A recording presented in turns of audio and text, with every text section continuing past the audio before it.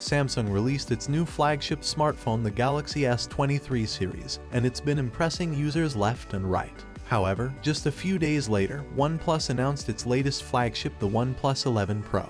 Once dubbed the flagship killer, how does this new smartphone stack against a similar price range Galaxy S23? Who will take the crown? Find out in today's video. Let's start with the screens. Samsung presents you with a 6.1 inches dynamic AMOLED screen with Gorilla Glass Victus 2 for better drop resistance. Here, no matter what the class type is, it can break with exact momentum. You also get extended 1080p resolution, a dynamic 120Hz refresh rate, and a peak brightness of 1750 nits. On the OnePlus, you get a 6.7 inches WQHD LTPO3 Fluid AMOLED display. The screen also comes with a 120Hz refresh rate. However, what you're not getting with 11 Pro are enhanced drop protection and better screen brightness for protection. It uses Corning Gorilla Glass Victus and has a peak brightness of 1300 nits. But one trick OnePlus has up her sleeve is the Dolby Vision. Aside from that, both phones is rated HDR10+. So, when looking at the front panel, if you want more screen real estate and better resolution, the 11 Pro wins. But for protection and comfortable viewing on sunny days, the S23 takes the cake. Moving on to the body, both phones feature an aluminum chassis. The S23 provides you with a better construction with tougher drop and scratch resistance, calling it the Armor aluminum frame. As for the back glass panel, you're getting Gorilla Glass 5 with the 11 Pro and Gorilla Glass Victus 2 with the S23. Even with such durable build quality, the S23 weighs 168 grams, which is significantly louder than 11 Pro's 200.5 gram weight. So, in terms of durability and design, Samsung takes the cake. Now, let's dive deeper and see what's running inside these devices. Whether you choose the S23 or the 11 Pro, you get a Qualcomm Snapdragon 8 Gen 2 and Adreno 740 chipsets, but that's where the similarity ends. Samsung uses an overclocked chipset exclusive to the S23 lineup, with higher CPU and GPU blocks, so in terms of processing power, it's almost a tie. But if you prefer an overclocked processor, Samsung's S23 is the phone to pick. Now focusing on the cameras, there are no upgrades to the S23. You get a primary 50 megapixel f-stop 1.8 camera, 12 megapixel f-stop 2.2 ultra-wide, and 10 megapixel f-stop 2.4 3x telephoto camera. However, they have upgraded the selfie camera to 12 megapixel, which supports Super HDR 4K capturing and autofocus. That is why the 11 Pro has the S23 beat by a long shot. With it, you get a 50 megapixel f-stop 1.8 primary camera, a whopping 32 megapixel f-stop 2.2x telephoto camera, and a stellar 48 megapixel f-stop 2.2 ultra-wide camera.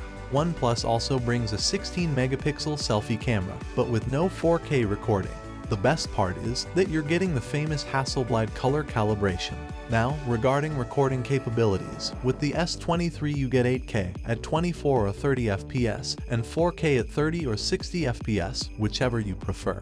You also get HDR10+. You don't get so many options with the 11 Pro. You can choose between 8K 24 FPS and 4K at 30 or 60 FPS. You also don't get HDR10. Instead, there's Auto HDR. So in terms of stills, the OnePlus 11 Pro has better sensors than the Samsung S23, even for the selfie camera. But when it comes to recording capabilities, the S23 gives you far more options. So, the 11 Pro will land in your pocket for still photos with more details, but for recording purposes, the S23 wins. Besides cameras, battery capacity and charging speed is OnePlus 11 Pro's strongest suit.